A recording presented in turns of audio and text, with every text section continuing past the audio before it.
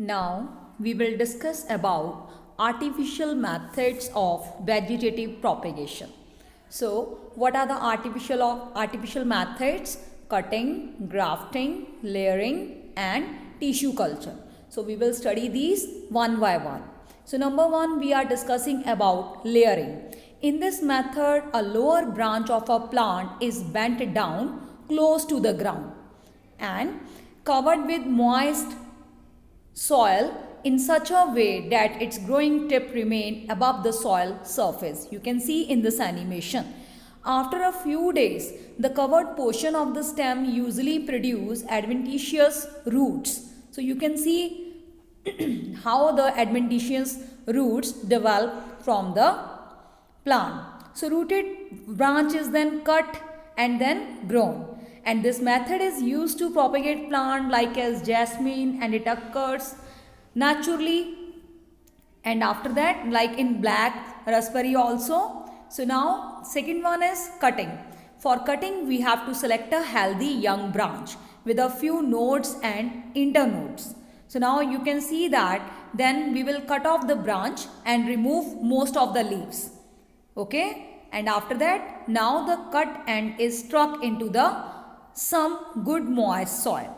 So after some days, what will you observe?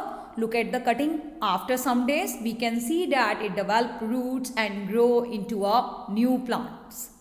Okay, so now this method is used to propagate plants like rose, sugarcane and pineapple. So by this we can grow these plants. After this, the next method is grafting. So in the grafting, see, the art of joining parts of two plants in such a way that they grow. So now you can see in grafting, for doing grafting, select a plant and then detach a twig or bud from it. The twig is called scion. You can see the twig, that is called scion. Okay, that is the shoot part.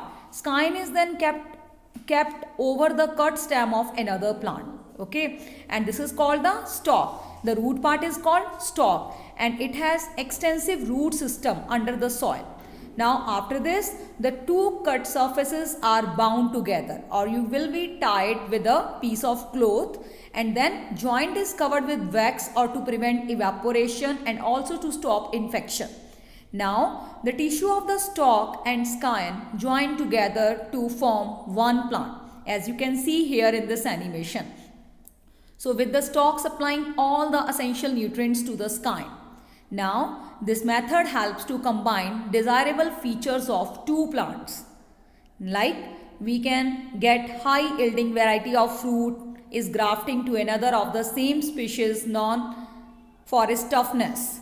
Now after this, you can see that many varieties of apples we are getting from the market. How? With the grafting. Mango, rubber, apple, pear, citrus, guava, these are propagated through these methods. So this is by the method of grafting. Now the next one is tissue culture. It is a modern method of vegetative propagation. So let us understand the steps of tissue culture. Now you can see in the animation that for tissue culture, first cut a piece of tissue from a desired plant. Okay, from any plant you can cut the tissue. Then kept in nutrient medium under controlled condition. Now you can see that we have kept, and this tissue grow into a mass of cells called callus.